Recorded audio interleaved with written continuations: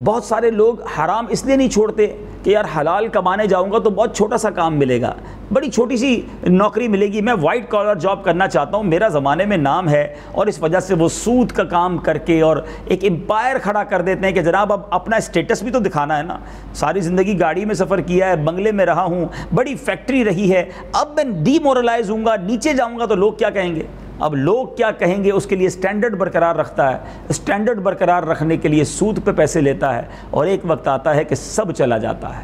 اگر کسی وجہ سے کاروبار میں نقصان ہو ہی گیا ہے، کسی وجہ سے کوئی آزمائش آ ہی گئی ہے، تو کوئی بات نہیں، اگر فیکٹری نہ رہی، رزق حلال کمانے کے اور بھی تو ذریعے تھے، اللہ کو ناراض کر کے کہاں سے جئیں گے؟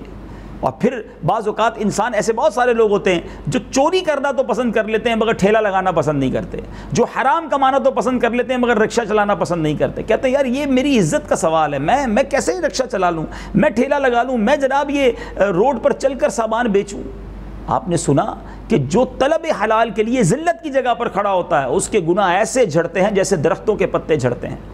آپ کو یہ تو پسند رہی کہ آپ روڈ پر ٹھیلا لگائیں، لیکن یہ پسند ہے کہ حرام کما کر اپنے اور اپنے بچوں کے لیے جہنم کا ایندھن کمائیں۔ اگر اللہ نہ کرے رب ناراض ہو گیا اور قبر میں آگ بھڑکا دی گئی، جہنم میں یہی مال عذاب کر دیا گیا تو کدھر جائیں گے؟ خدارا ناظرین، کوئی کام چھوٹا نہیں ہوتا، اور یہ فقط میری جو اپنی ٹریول ہسٹری ہے اور جو میں ٹریول کرتا ہوں دنیا میں، جو میں سمجھا ہوں کہ یہ جو خبط ہے، یہ عجیب سا جس کو آپ کے کمپلیکس ہے، یہ فقط پاک و ہند اور ان ملکوں میں ہے۔ یورپ میں لوگ خوشی خوشی ٹیکسی چلاتے ہیں، بڑا فخر سے بتاتے ہیں کہ میں ٹیکسی ڈرائیور ہوں، میں ہوٹل میں ڈش واشنگ کرتا ہوں۔ وہاں کوئی اپنے آپ کو ڈی مورلائز نہیں سمجھتا کہ اگر کوئی ہوٹل کے اندر بیرا ہے یا کسی جناب اسٹور پہ کھڑے ہو کر سامان بیچ رہا ہے یا ٹیکسی ڈرائیور ہے تو بڑے میں نے دیکھا ہے فخر سے تعارف کراتے ہیں، اور اس میں واقعی کیا شرم کی بات ہے؟ ہمارے اسلاف نے بکریاں چرائی ہیں، ہمارے بزرگوں نے ٹوکریاں بنائی ہیں، ہمارے بزرگوں نے جناب جس کو آپ کہیں مزدوری کی ہے، وہ تو نہیں شرماتے تھے، اور آج صرف شرم کی وجہ سے یہ کیسی شرم ہے کہ لوگوں کی شرم ہے، رب کی شرم نہیں؟ حرام کما لوں گا، سود کما لوں گا، معاذ اللہ رشوت لے لوں گا، جھوٹ بول کر پیسے کما لوں گا، لیکن میں جناب یہ والا کام نہیں کروں گا۔ اپنے آپ سے پوچھیں، یہ اپنے آپ کو آپ دھوکہ نہیں دے رہے؟